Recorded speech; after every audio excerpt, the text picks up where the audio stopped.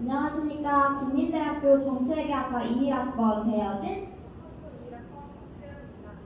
먼저 아낌없는 애정으로 저희가 이 자리에 설 수 있도록 지도해주신 우리 국민대학교 교수님들께 진심으로 감사드립니다.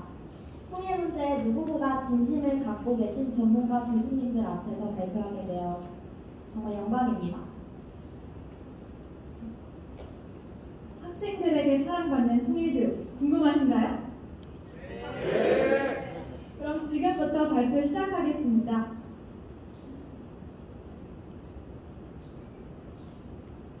네, 교수님들께서는 이번 방학 어떻게 보내셨나요? 저는 이번 여름방학 때 이렇게 파주에 다녀왔습니다. 오두산 전망대에서 망원경으로 북한의 인공기도 보고 인통선에 들어가 남북 출입사무소도 들렸죠. 거기에 이렇게 개성으로 가는 표지판이 있었는데 기분이 묘하더라고요. 걸어서도 갈 수 있는 거리인데 현재 상황으로는 어쩌면 평생 갈 수 없을지도 모르니까요. 혹시 라떼는 말이야 라는 말 들어보셨나요? 이번에는 저희가 교수님들께 라떼를 말씀드리려고 합니다. 직관적으로 표현하자면 저희는 어린 시절에 사람들이 그렇게 이야기하는 빨갱이라는 이 세 글자가 무슨 뜻인지 전혀 알지 못했습니다. 저희는 12년 정규 교육과정 내내 지겹도록 통일은 한민족이니까 당연히 해야 한다고만 배웠죠. 하지만 뜻밖의 세상은 달랐습니다. 수많은 어른들은 이렇게 얘기했습니다. 북한은 적이야. 통일 지지하는 놈들은 다 빨갱이야. 라고. 이렇게 빨갱이의 뜻을 알게 되었답니다. 더군다나 TV를 틀면 북한이 막 미사일을 쏘고 핵실험을 하고 이러니 안 무서워할 수가 없었죠. 교과서와 실제의 괴리 사이에서 혼동만 느낄 뿐 사실 그 어떤 교육도 와닿은 게 없었어요. 그마저도 한 학기에 몇 번 이런 형식적인 교육이었습니다. 그런 교육을 듣고 자란 아이들이 현재 이렇게 대학생이 되었습니다. 어쩌면 통일과 북한이 금기어가 됐는지도 모르겠네요. 원래도 솔직히 큰 관심은 없었는데 정권이 바뀔 때마다 이렇게 대북 정책이 급격하게 바뀌고 북한 관련 논의는 이념적으로 굉장히 민감한 주제다 보니까 갈등이 극도로 심화된 20대 사이에서는 더더욱 이야기를 꺼낼 수 없습니다. 생각해보면 친구들과 북한이나 통일에 대해 얘기했던 기억이 드물어요. 저번에 파주에 다녀오고 나서 친구에게 나 언젠가 한번 북한에 가보고 싶은데? 라고 말을 했다가 무슨 그런 소원이 다 있냐며 감정적으로 생각하지 말고 현실을 보라는 핀잔을 들었습니다. 코로나 끝나면 갈 유럽 여행을 준비하면서 왜 통일 이후에 북한 여행은 말도 꺼내지 못하는 걸까요? 솔직히 말씀드리면 학생 대부분은 취업과 관련되고 학점 잘 달 수 있는 소위 꿀광이 찾기에 급급합니다. 이러한 상황에서 학생들에게 너에게 관심을 가져라 라는 식의 강제는 오히려 학생들의 반감만 커지게 합니다. 그리고 통일 관련 강의는 상대적으로 비인기 과목일 수밖에 없어요. 애초에 졸업 전 필수로 이수해야 하는 핵심 교양 목록에 속하지 않으니까요. 통일이란 주제에 관심을 갖고 있는 일부 학생만 꾸준히 듣는 게 현실입니다. 관련 강의령을 살펴보면 대체로 교과문명에 통일이라는 단어가 들어갑니다. 왜 자꾸만 통일이라는 네이밍을 붙인지 잘 모르겠네요. 혹시 아시나요? 고교 시절 때 의무적으로 졸면서 듣던 게 떠오른단 말입니다. 또한 통일을 원치 않는 학생들이 보면 수업을 듣기 전부터 질색을 할 것 같네요. 통일이라는 단어를 어떤 방식으로 학생들에게 좀 더 와닿게 할지, 어떤 것과 연계해 신선함을 줄지 많은 고민이 필요해 보입니다. 저희는 국민대학교 재학생 150명에게 통일교육은 어떤 게 문제인 것 같냐고 물어봤습니다. 여기서 한 가지 발견한 점은 다수가 공통적으로 너무 이상적인 말만 한다고 언급했습니다. 결국은 통일 과정과 이후의 현실에 대해서 긍정과 부정이 함께 설명돼야 흥미를 이끌 수 있습니다. 저희가 지금까지 받아온 통일교육은 대부분 추상적이었습니다. 학생들은 현실적이고 실질적인 교육을 원합니다. 평점이 높은 통일 강의의 강의평들을 말씀드리자면 내 가치관에 대해서 깊게 생각해 볼 수 있었다. 무조건 강의 내용을 암기해라가 아닌 진정한 공부의 의미를 깨달았다. 현 북한에 대한 상황을 제대로 알 수 있었다. 세계 사람 엮어서 공부해보면 은근히 재밌을지도. 특히 국민대학교는 복수전공, 부전공, 심화전공 중 하나를 꼭 이수해야만 졸업할 수 있습니다. 복수 전공 학점 채우느라 바쁘고 취업에 유용한 강의만 열심히 들어도 모자랍니다. 또 알바나 연애하면서 자기 앞가림 하기에도 바쁘지 않을까요?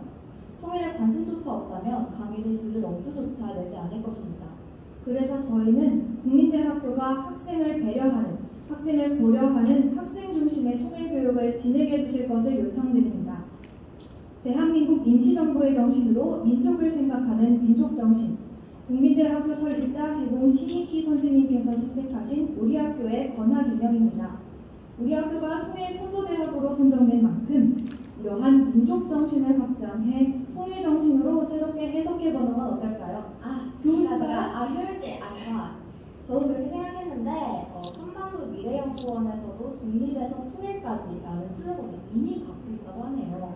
이처럼 권학이념을 통일정신으로 해석한다면 통일에 친숙해질 뿐만 아니라 1학년부터 4학년까지 전체적인 3단계 통일교육과정을 수립할 수 있을 것 같습니다. 1단계는 과거로 가서 북한과 통일에 대한 인식을 개선하고 2단계는 현재에서 통일을 향한 방법론을 학습한 후에 3단계는 미래에서 통일 한반도에서의 나를 상상해보는 것은 어떨까요? 좋습니다. 그 전에 먼저 교육 방향을 재설정해야 할 것 같아요. 현재 많은 학생들은 통일의 필요성을 느끼지 못하고 있습니다. 그럼에도 교육의 최종 목표를 한반도 통일이라고 설정하고 있어서 다수의 학생에게 공감받기 어려운 측면이 있죠. 그렇기 때문에 통일교육의 목표를 무작정 통일을 해야 한다. 이런 식의 좀 이끌어내는 틀은 학생들의 흥미를 이끌어내기에 어려움이 많습니다.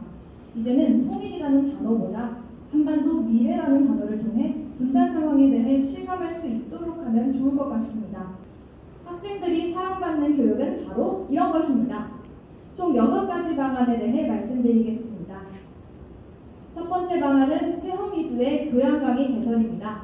우리 학교 뒤편에는 명원박물관이 있습니다. 혹시 가보시고 계신가요? 오, 생각보다 많으신데요? 이곳에서는 전통 차 문화를 경험하는 달해라는 수업이 진행됩니다. 이후 수강 신청 경쟁률이 어마어마해서 저도 놓쳤던 강의예요. 이런 것처럼 DMZ에 직접 방문하거나 관련 봉사 활동을 하고 만남과 소통의 자리로 마련하는 등 북한에 대해 생생하게 이해할 수 있는 교양 강의가 있었으면 합니다. 학생들은 북한에 대해 잘 알지 못하다 보니까 북한에 대한 막연한 불안감과 거부감을 느낍니다. 당장이라도 내가 피해 입을 수도 있으니까요. 그래서 남북관계에 대한 논의조차 꺼리게 되죠. 체험과 활동 위주의 교양 강의는 이러한 점을 일정 부분 해소해 줄 것이라 생각합니다. 그리고 우리 학교에는 탈북 학생들이 있습니다. 전국적으로는 약 300명의 탈북대 학생이 있다고 해요. 여기서 퀴즈 하나 드리겠습니다. 우리나라에서 탈북 학생이 가장 많은 대학교는 어디인가요? 손 들어주시면 스타벅스 기프티콘을 드리겠습니다. 손 들어주세요. 아쉽게도 아닙니다. 어떻게 아셨죠? 정답입니다. 한국외국어대학교입니다. 300명 중에서 무려 절반인 150명의 탈북 학생들이 재학 중이라고 합니다. 1위는 말씀해 주셨듯이 국민대학교입니다. 약 50명의 학생이 있다고 해요. 의대가 과반수를 차지하는 이유는요, 바로 탈북 학생에게 절대평가로 학점을 부여하는 제도 때문입니다. 실제로 탈북 학생들은 영어 수업이나 컴퓨터 수업에서 많이 배제된다고 합니다. 특히 팀과제에서는 더욱 그렇겠죠. 그런데 외대에서 이 제도가 도입된 후에 탈북 학생들의 대학 생활에 대한 만족도가 매우 높아졌다고 하네요. 이처럼 우리 국민대학교에서도 탈북 학생들에게 절대평가 제도를 적절히 도입할 것을 요청드립니다. 이처럼 학점은 우리의 대학 생활을 좌지우지하죠. 특히 대부분 강의가 상대평가인 국민대학교 내에서는 치열한 경쟁 속에서 수업을 듣게 됩니다. 그렇게 통일 관련 강의만은 마음 편하게 들을 수 있는 방법 뭐 없을까요? 두 번째 방안이 생각나네요. 패스 혹은 논패스 학점을 부과하는 방식인 해노패로 수업을 진행하는 것은 어떨까요? A뿔, B뿔 이렇게 수치로 나오는 것이 아니라 패스, 논패스 이렇게 일정 기준만 넘으면 결과가 나오는 수업이죠. 이렇게 저희처럼 발표해서 1학점을 받는다면 좋을 것 같아요. 학점에 구애받지 않고 조금 더 편한 마음으로 강의에 임할 수 있다는 장점이 있으니 이를 잘 활용해 주셨으면 좋겠습니다. 세 번째로 핵심 교양의 통일 부문을 부문을 추가하는 것입니다. 학생들은 핵심 교양 각 부문별로 졸업전 필수로 이수해야 합니다. 이렇게 5가지 부문으로 나뉘는데요. 저는 부문 1에서 임시정부와 독립운동을 들었고 글로벌에서는 문명과 세계화의 구전을 들었어요. 아직 못 들은 창의에서는 뭘 들을지 고민 중인데 교수님들께서 한번 추천을 해주시겠어요?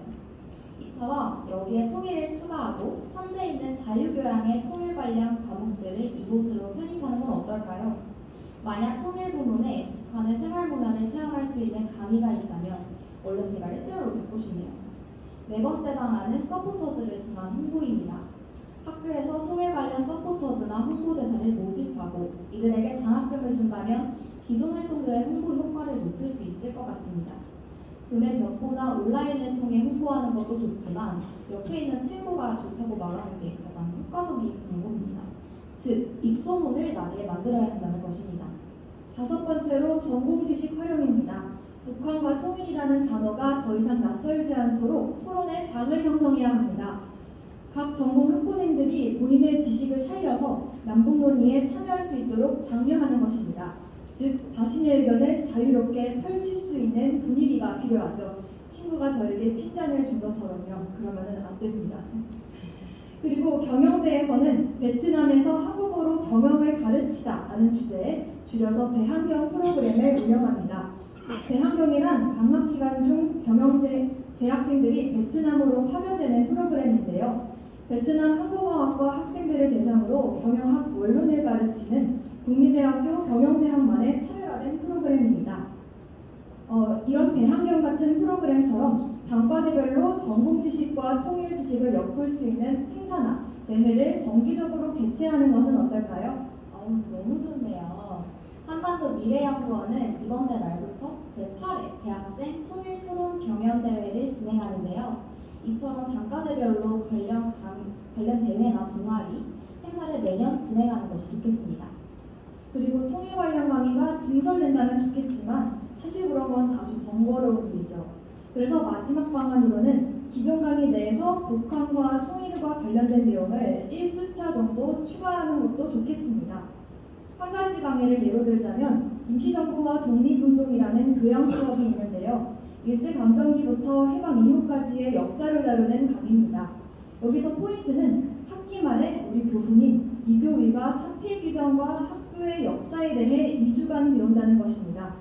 한국의 역사와 국민대의 역사를 연결하는 이 강의처럼 다른 과목들도 자연스럽게 남북관계와 통일의 내용을 연결하는 것이 필요합니다.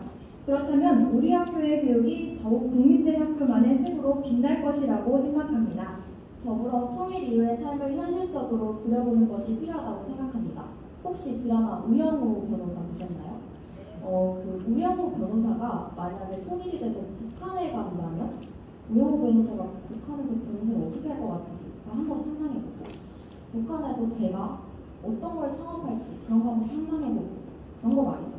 통일을 어떻게 할 것인지에 대한 방법론에 그치는 것이 아니라 통일 이후 자신의 역할에 대한 고찰이 필요합니다.